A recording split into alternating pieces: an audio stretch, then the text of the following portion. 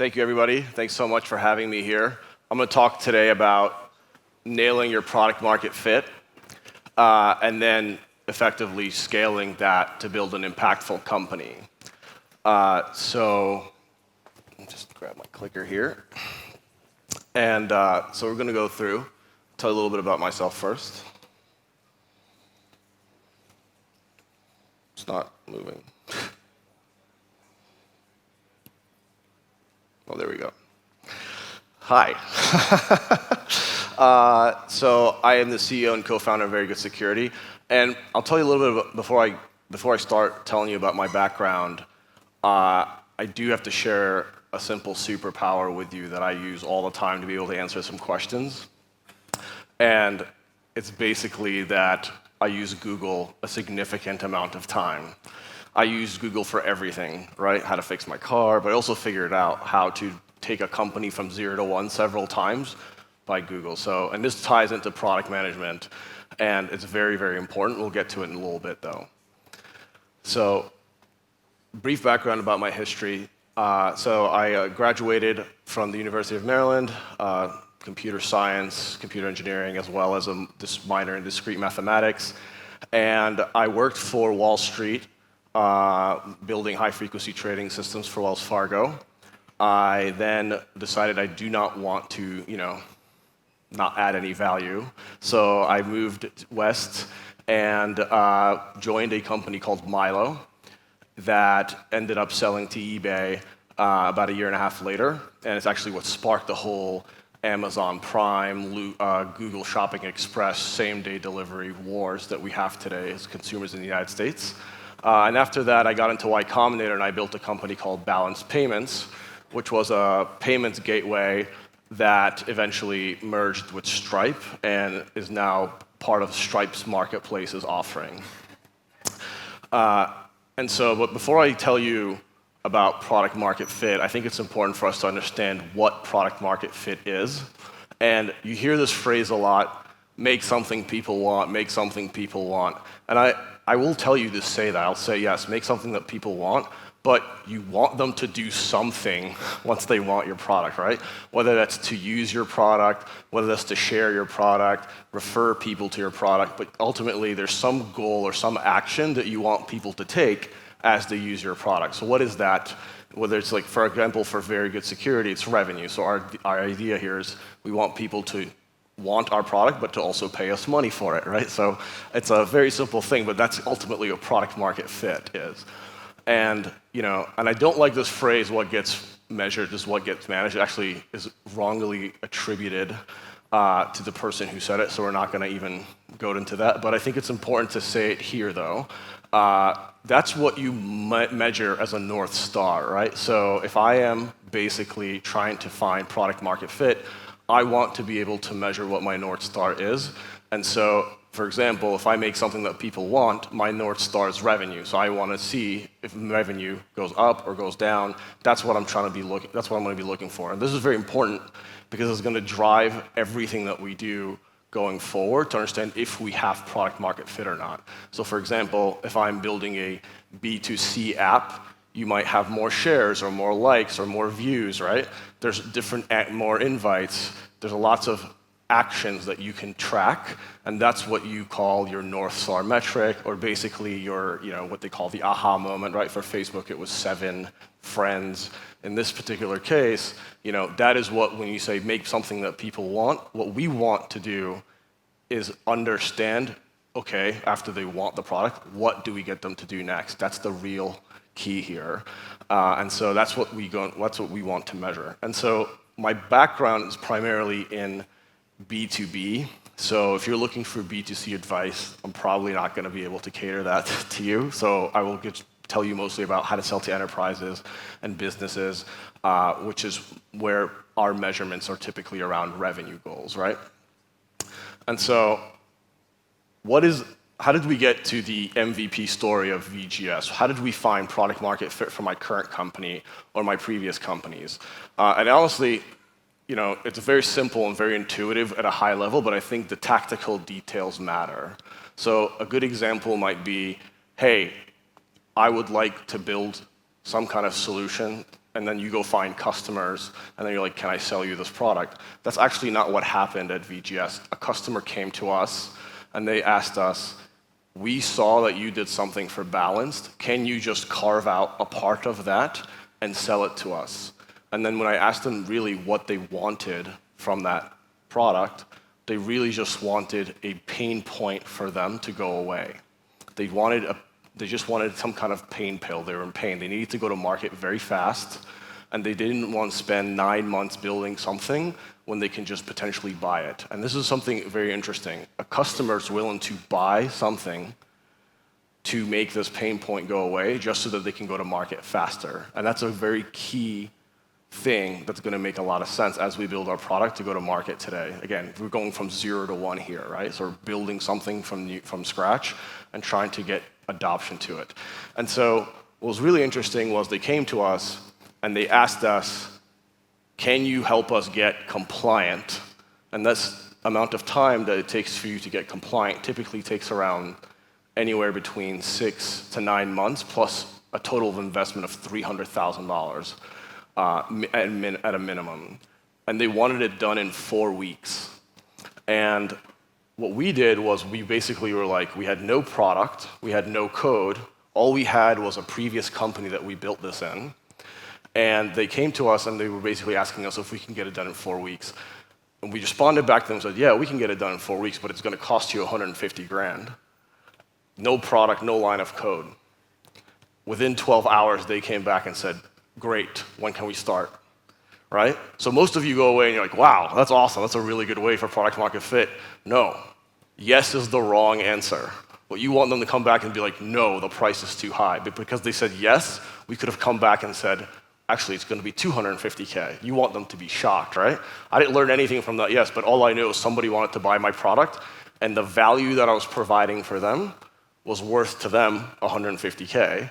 It wasn't worth, I didn't know what the actual maximum was there. And that's very important when you understand how to build a product. Like, what is somebody going to pay for it, right? And so this is a key point. All they cared about was a painkiller. They would buy whatever you gave them for up to a certain amount of price as long as you solved their problem. And this is very key when you think about how to find product market fit. Are you solving problems for folks who need these basically who have this issue and they use you as the solution? And I'll tell you a little bit about how very good security works here because I think I haven't explained it yet, and that's fine. But traditionally, all the way, if I'm standing right here, it'll be all the way on the right. Or if you're looking at it, it'll be on your left. So all the way on the left there, that's what typically today in the market, that's what exists today. It's called tokenization or encryption or what have you, right? That's traditional services. Then you take these building blocks and you do a lot of work with it. That takes basically, say, 9 to 12 months for you, or 6 to 9 months plus 300K. Then you get these compliances, which adds more time. Then you actually achieve your business objective. What this customer, that's now a customer for about 4 years with us now, came to VGS and asked was, can you just get me here super fast?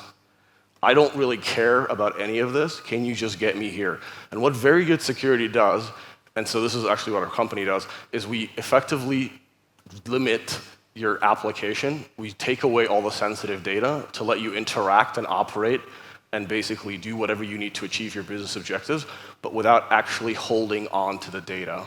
So we become a data custodian for you. You build your business logic, and you never have to touch the data. So you can achieve compliances super fast with very good security.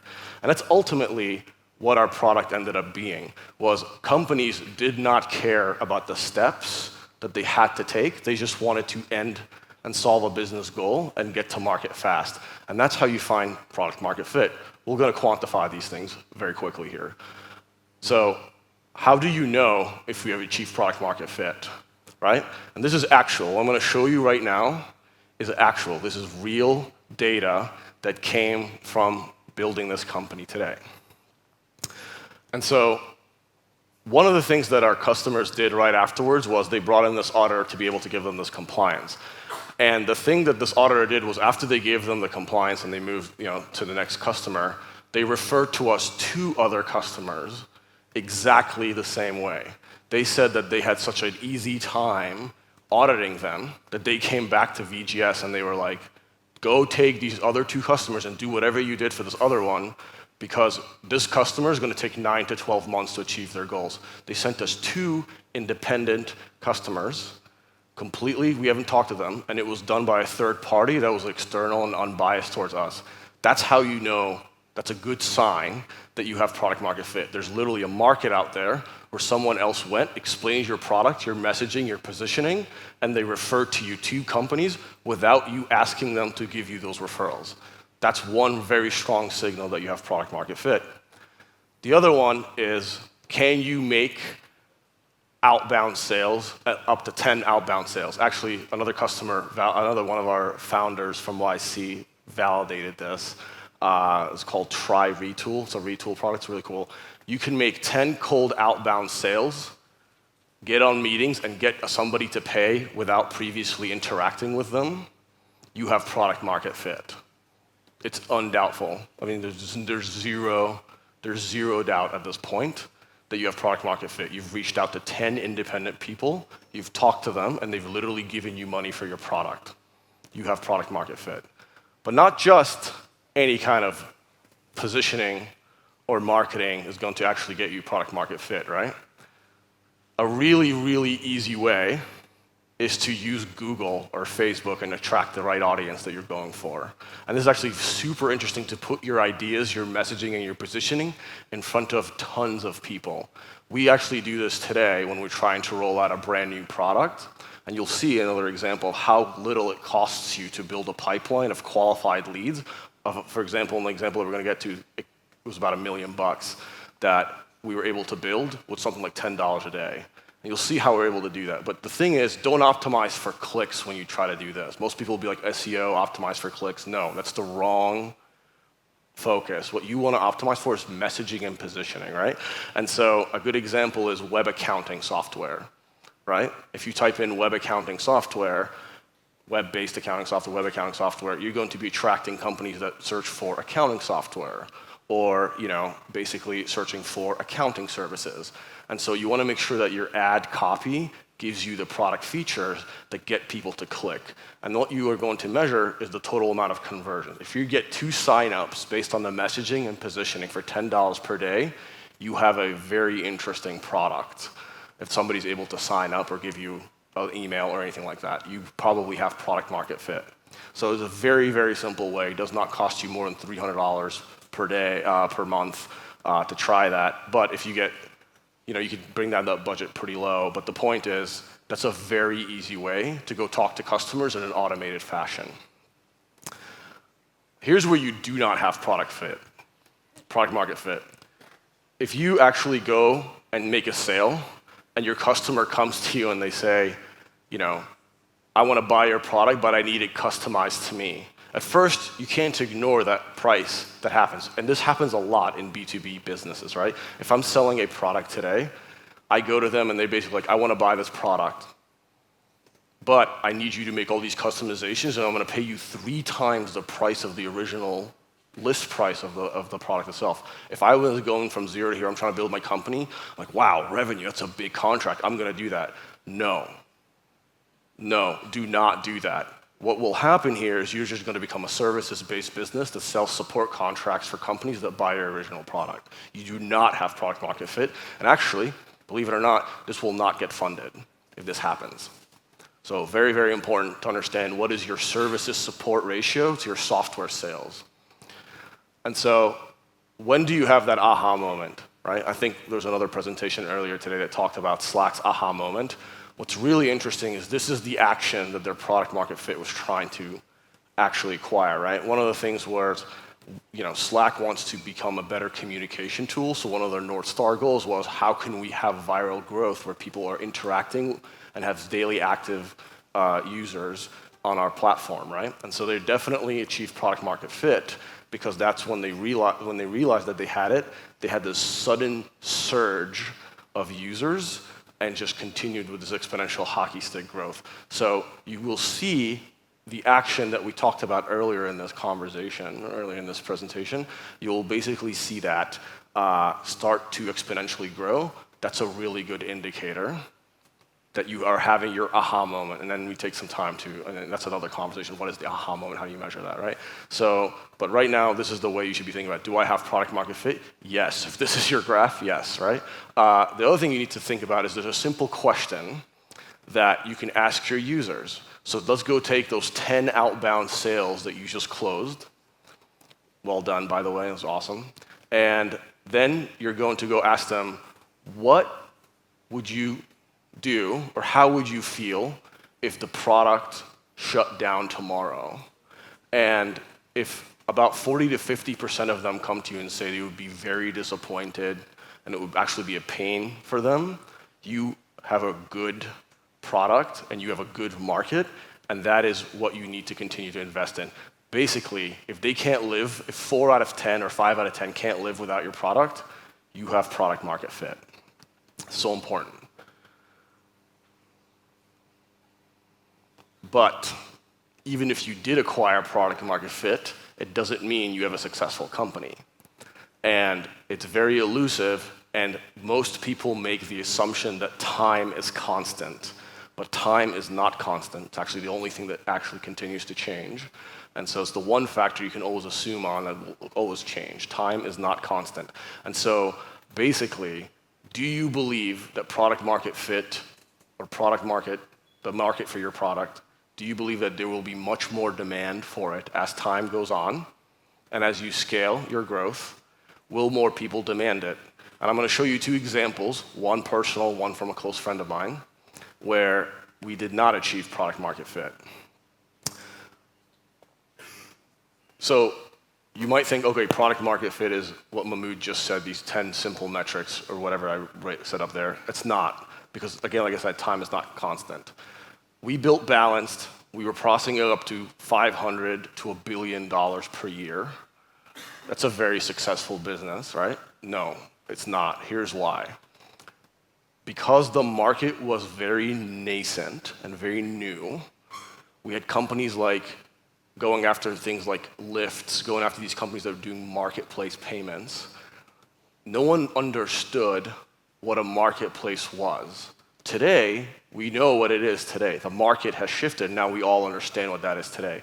But there is a time between when the startup is going to run out of money, or when your project is going to run out of money, and when the market's going to eventually adapt. That is the time that you have to live through until the market can shift to basically give you the position to be a market leader. And so, again, product market fit has a very, very important part, which is you have a good market, right? That's a very, very important part in this whole thing, because it means that you have a marketplace that will demand more and more of your product as your company grows. That makes sense if time was constant, but if time is not constant, so if you can't live to that point, you'll run out of money. But even if you are bringing in money, if you're not growing at a rate of 20% sustained month over month within the first 6 months of launching your product, and actually when you have thought that you've achieved product market fit, you have not found a sustainable market for your product. So you might have found a good product, you might have found an okay market, but over time your market will depreciate and your product's going to run out of money. Gumroad shut down. They did massive amounts of layouts. Well, they didn't shut down, they still exist, but it's 1 person or 2 people that are now running it instead of the 40 people that were running it before.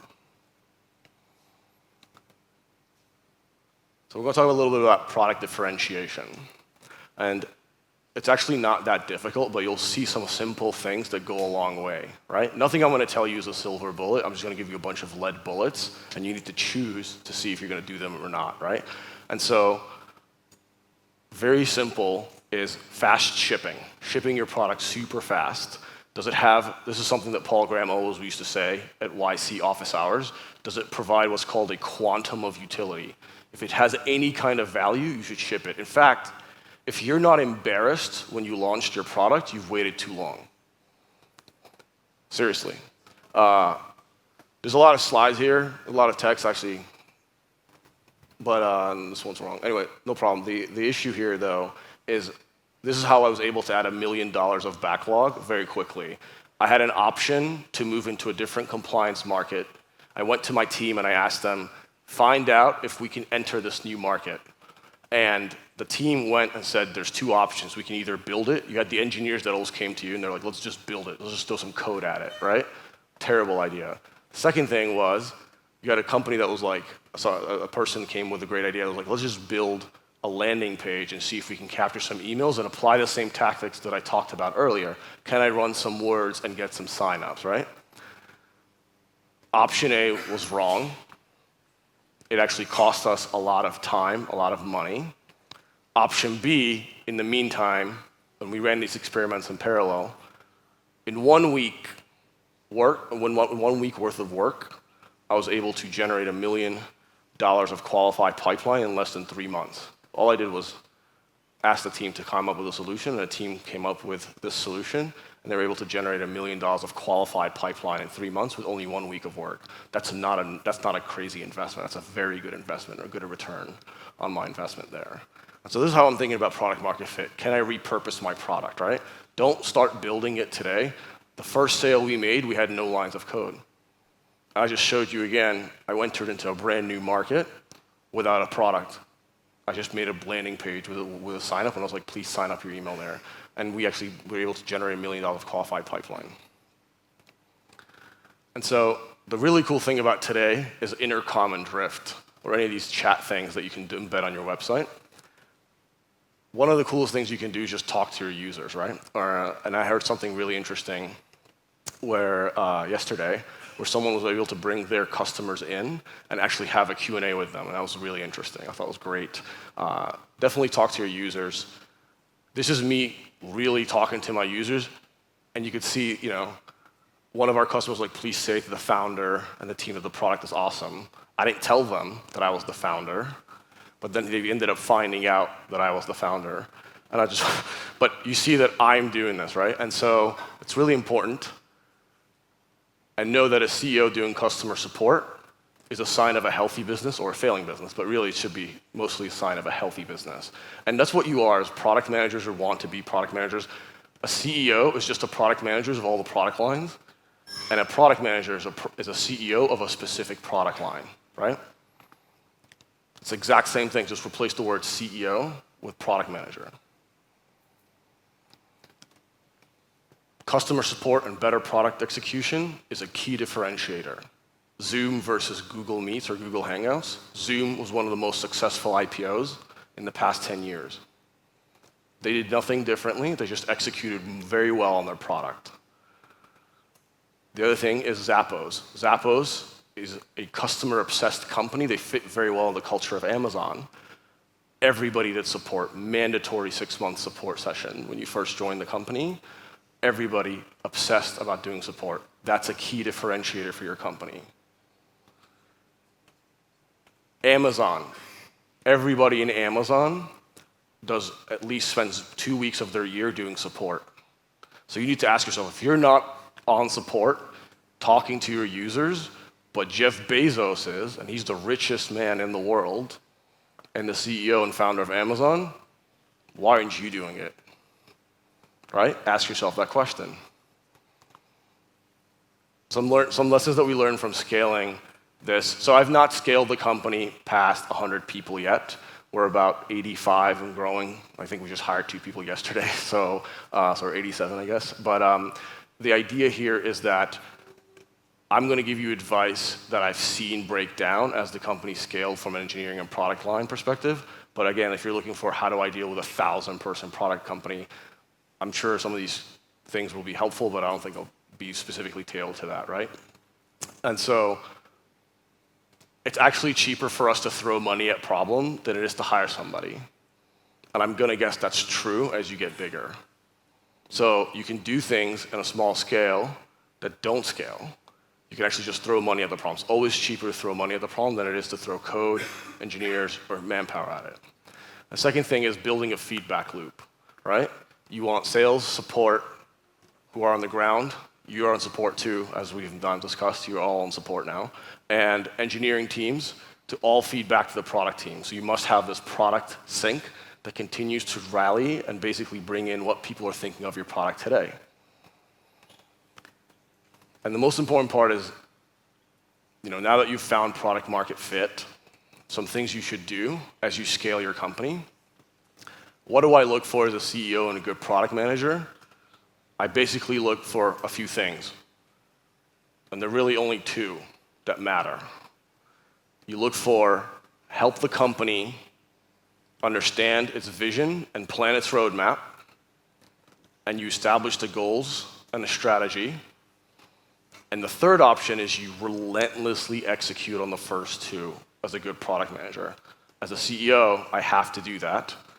I expect the people who are product managers need to do that as well. But if you're just managing timelines and making things pretty, you're most likely not having a great, effective product management organization in your company. The other thing I saw was the eternal struggle between product and engineering as our company scaled. Product and engineering constantly in battle. And it turns out that's a very healthy tension. At first I was like, no, we're all family, blah, blah, blah. No, it's not true, right? You want attention, you want competition, you want product to fight for the user, and you want the engineers to do what's right. That's exactly what we learned too, right? Engineering always wants to build the product right. But product wants to build the right product. And you want this tension to exist. It should exist. Basically, the key comes down to prioritizing features and making sure you maintain that high level of quality and time, quality and delivery. So the customers want to see you execute very fast, but they also want to see you make sure that the product is extremely stable and high quality. Again, your key differentiator to stay into as a leader after you found product market fit is support, but also just really giving your customers a delightful experience, right? And so what is that product roadmap? And that's very difficult for everybody. And honestly, there's no silver answer for it. There's no answer I'm going to tell you. It's just finding this right balance between what your customers want and what you think are short and long-term business goals for your company. And so the thing that I'm going to leave you with here, and I think is very, very important that I've actually seen as a mistake that I've made several times, is that people let customers dictate their roadmaps, and you should take a step back and understand if your customer knows your business more than you. And if they do, then they should probably be the product manager, not you. But they probably don't. Since you're the product manager, you need to be the owner, and you need to be able to say no to things when they don't fit your vision.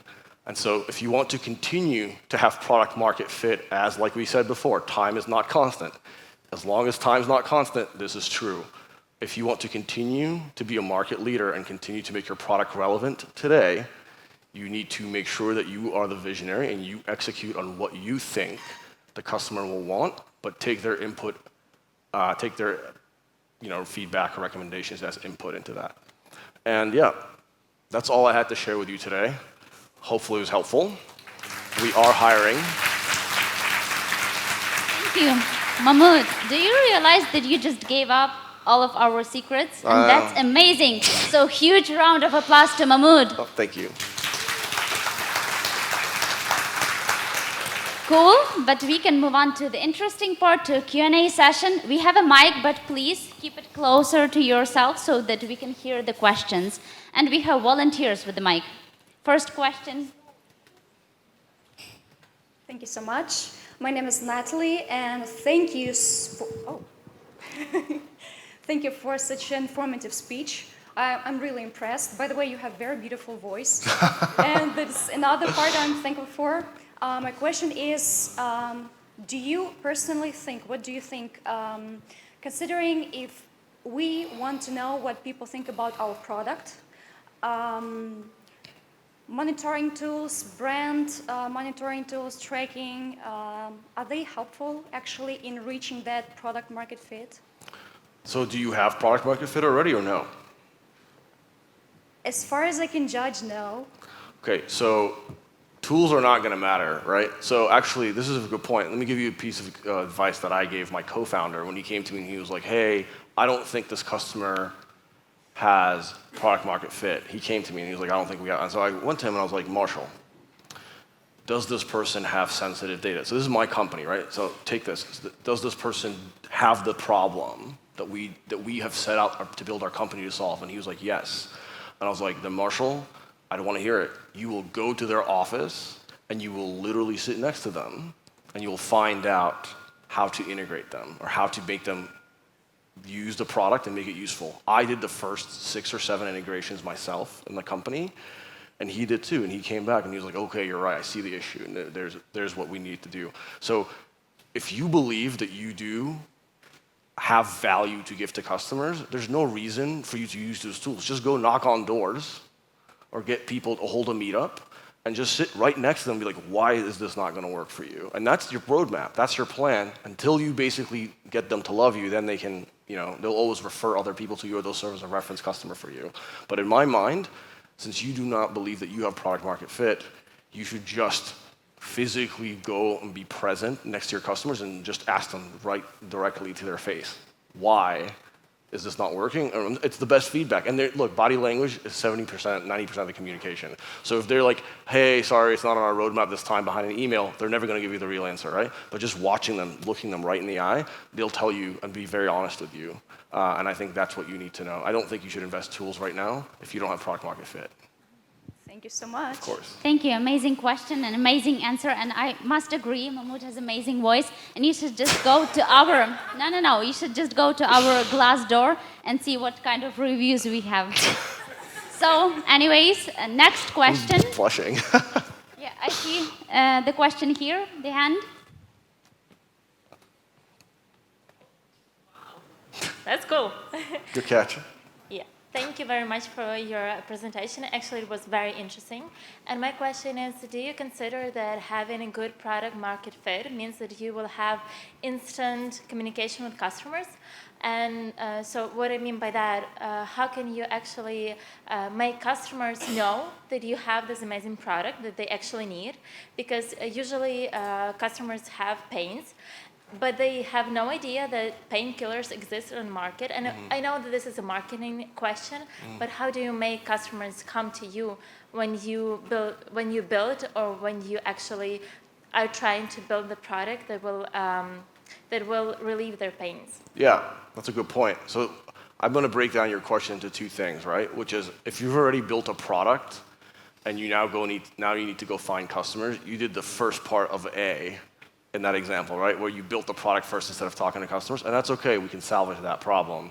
Assuming that that's what you did, you can't go and expect inbound to happen. It needs some grind work initially, so you have to go door to door, or maybe come here in something where there's a large concentration of folks who are open-minded to trying your product, and basically see why, again, the same answer I gave before, which is like why the product wouldn't work for them, right? That's number 1. Number 2 is case studies, right? One of the things that we did is, after successfully closing the first couple of customers, I actually did not know how to do marketing. I probably still don't, right? But the idea here is that I've hired a great team that took that, successful case studies, broke it down, identified the profiles of the customers, and then they went and researched online with, again, Googling, right? Googling's the secret power here. They just Googled, companies that look like this company.